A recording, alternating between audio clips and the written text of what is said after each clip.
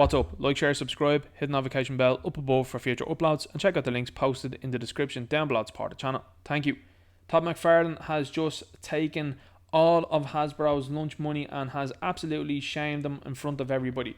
This is awesome to see. It is fantastic to see Todd McFarlane have a look at the disaster of the Marvel Legends Haslab Engine of Vengeance. I'm sure he did. Had a look at that and said $350 for a car that's not licensed, that has a couple of lights, and it has a Ghost Rider that nobody knows. Tell you what I'm going to do. I'm going to do a bigger scale vehicle and charge less for it. This is brilliant. This takes an absolute whooping to what Hasbro tried to put out now in the future. I'm looking forward to it now when all of the shells still try to say, oh, we wanted the Robbie Reyes and the Ghost Rider Engine of Vengeance. Well, this is what me and an awful lot of other people out there were saying at the time. We said, hang on here, an unlicensed vehicle with a couple of lights and a Ghost Rider that most people don't know, not to mention that Ghost Rider was reusing an already out there body without butterfly joints, and then Hasbro came along with a kicker and we're like, okay, you have to book it within a week, otherwise we're taking away a head. Okay, so you devalued the figure within a week. Good job, guys. You saw what happened with G.I. Joe and you thought, we'll have a bit of that money too. Failed on that one. And then last minute panic set in and they were like, okay guys, okay, Mephisto's totally in this set, and people said, hang on here, they're talking about Mephisto being in one of those Disney Plus TV series soon. I think we'll wait on that one. Are you going to give Mephisto pins, are you? We'll wait and see what you do now with that Mephisto TV series that's going to come out, because we all know that they're going to do a comic version of Mephisto at that moment in time. So it's all about waiting and just patience. Now when you come to this here, and I'm talking about Haslab as a whole, Haslab has gotten smaller over time. Now I know that's a bit contradictory, because what I'm going to say next is going to contradict that, because you went from Sentinel to Galactus, but you're going back down now to Joint Man. Joint Man's definitely not going to be bigger than Galactus, and I highly doubt he's going to be bigger than Sentinel. You look at the Hasbro team for Transformers, they have gone smaller too. They went from Unicron to the Victory Saber. Victory Saber that was cancelled by Xavi for most Europeans. Still nothing being done about that one. That's a great way to take care of your fans, guys. Well done on that one. You've got multiple failures there with the Star Wars Black Series team. A team that are inexplicably still intact after 2 failures, and have dragged a line that was initially successful all the way down to depths that I've never seen a company sink to before. Not to mention then, you also have the Marvel Legends team, who are doing a similar thing in their own arrogance. They thought they could push out absolutely anything and people would say, yeah, okay, we'll have that. But here we go, guys. Todd McFarlane has come in here. He has come in as so winging and has showed these people how it's done. Pre-order ships May. So a lot of allegations out there that when Hasbro collects the money for these Haslabs, that they sit in that money for a year and they gain interest on that. A lot of allegations that are out there with relation to that. What's Todd McFarlane doing? Pre-order there, guys. It ships this year. How much is it? $249.99. But Ninja Knight, hang on here for a second. It says figure sold separately. Okay, that's a $20 to $25 figure that you're going to buy. It still takes this up then to $275. That's not bad. It's still under the price of what they were looking for a smaller vehicle with a character that nobody knows. But Ninja Knight, that's not fair. You're saying that Batman is equivocal to Ghost Rider. That's the fault of Marvel and Disney, is it not? Because they haven't made that character a top tier character. What have they done with Ghost Rider over the last few years? Oh, that's right, they've sat in that character. That's their fault. Has Michael Keaton been in a movie recently? Oh, he's going to be in The Flash. Okay, that's cool. Fantastic stuff. But that is a hiatus. And I can guarantee you this, by the way, because the Flash movie is very much so maligned by people online. This is more so about the 89 Batman. This is more so about Batman Returns Batman. And I can guarantee you this, you're going to see people that are going to be interested in just thinking that this is the 89 and Returns Batman. That's it. They don't want to have anything to do with this Flash movie. People are just buying this because it's Keaton Batman. That's why he's in the movie too, by the way. Let's not get that bent out of shape. But you have taken a character in DC from the 90s and it's still able to sell more than a modern Ghost Rider. I thought that Ghost Rider was really successful, guys. I thought everybody loved that Ghost Rider. What's up with that? That modern Ghost Rider should be smoking an old geriatric Batman, should he not? That's interesting. $249.99, and what we get to see here is a massive batwing. That is very impressive.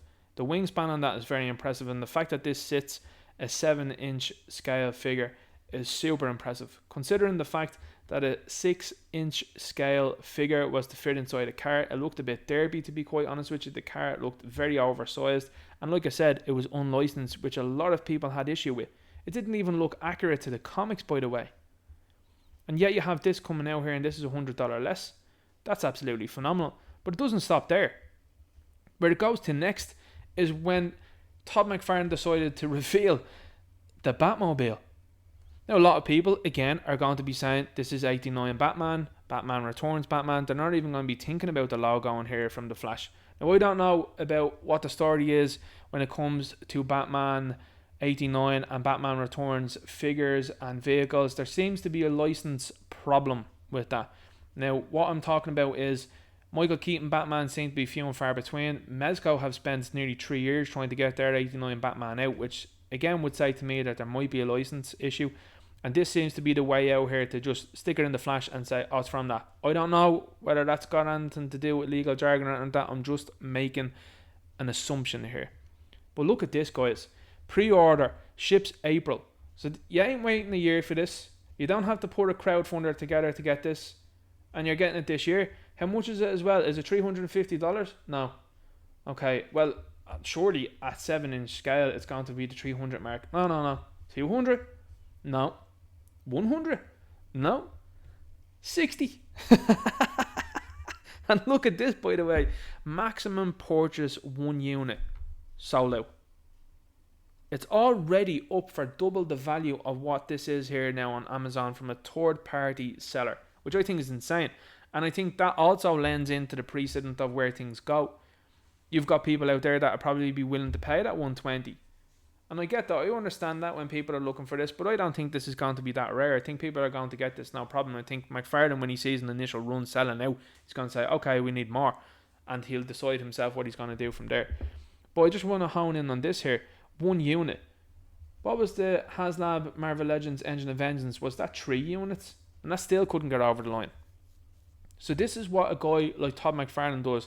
An intelligent guy that's interested in pleasing the fans and giving the fans what they want. Is he without faults? Absolutely not. There's many faults that I would have with the DC Multiverse line, particularly the articulation and the rubber diaper that they wear, along with the pins. And I would say also some of the sculpts are either hit or miss. A lot more hits than there are misses. And the character selection is really good. And I have to say the unique sculpts are also really good too. And I enjoy that. Instead of getting the same body for the 100th time with a different paint job and a different head on it and then being called a different character, that's what we're getting in the Marvel Legends line. Very minimal effort there, and they're asking you to pay more for that 6-inch figure with less accessories than the 7-inch figure with more accessories. So this is a very interesting time to be a fan, and specifically a DC fan. I'm quite happy for the license to be with Todd McFarlane. I used to wish for it to be with Hasbro, but seeing the current trend with Hasbro, with what they're doing with Transformers, making them smaller overall, saying it's a scaling thing, but it's not. It's all to do with making them smaller and getting more money from it. You've got the Marvel Legends, that's also coming with less accessories. Then they tried to go behind the woke green packaging. Absolute nonsense. That was to make sure that they boosted their profits. This is what this company do, by the way. Instead, McFarlane's out here being like, okay guys, what I see here is people hungry for this. I'm going to put it out there and I'm going to put it at a reasonable price and people are going to buy it. And I think this is very reasonably priced. Listen, if the 6-inch scale vehicle that was LARPing, cosplaying as the Engine of Vengeance was this price, people would snap it up. And I'm just going to say this also, $59.99. Is the Hawkeye and Sky Cycle quite close to this price? I'm sure it is. Now, I don't know about you, but this seems way more worth it than what the Sky Cycle and Hawkeye is. So have a think about that one. I think ultimately what has happened here is McFarlane is beginning, I think he's in the very early stages of overtaking Hasbro. And I know from the last time that the Star Wars license went up that McFarlane was circling that, and at the last minute, allegedly, Hasbro came in and said, okay, we're going to re-sign that. What happens when it comes up the next time? I'd say that'd be very interesting. Now, a lot of people have accurately said that because Star Wars is under the Disney banner, that they're just going to keep Marvel and Star Wars together under one company. It's much easier for Disney. But there's rumours out there now saying that Disney might consider selling Star Wars, and I think that's where Star Wars is at right now. I think it needs to be sold because Disney have absolutely flopped with Star Wars, and they're soon going to do it with Marvel. So I would say another 10 to 20 years, I think Marvel might be in trouble, and I think you could see the same thing happening again. So what do you think about this? What do you think about the value for money that McFarlane is putting out there? Would you agree with me in my assessment on that? Would you disagree with that? Does this make the Haslab Engine of Vengeance seem worse to you, and indeed even a bigger price gouging effort from Hasbro than you would have seen before?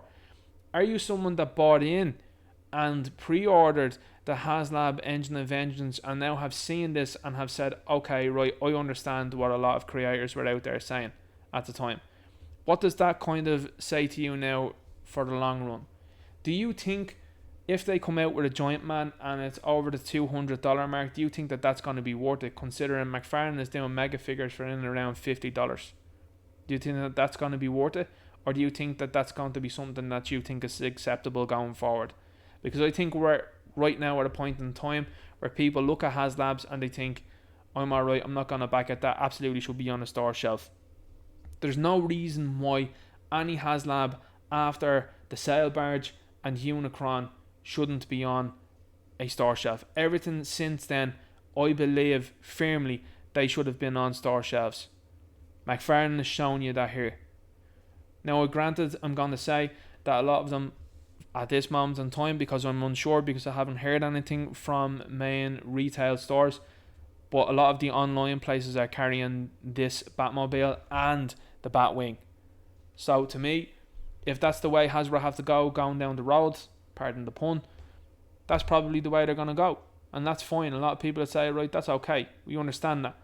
But deciding to put things behind a crowdfunder and trying to gouge fans for an obscene amount of money like they tried to do with that Engine of Vengeance and the other Haslabs, because I think that this Giant Man Haslab, we all know it's a Giant Man by the way, I think that the money that they're going to ask for that is going to be obscene, and I think what they're going to try and give it is going to be even more obscene. And I think that this guy here, McFarlane, has absolutely pulled the rug out from underneath them and shown them that the Emperor is without any claws here when it comes to these things. Let me know what you think in the comments. Make sure you like, make sure you share, make sure you subscribe, make sure you hit the notification bell up above for future uploads. Check out the links posted in the description down below the support channel. I'll talk to you later. Good luck.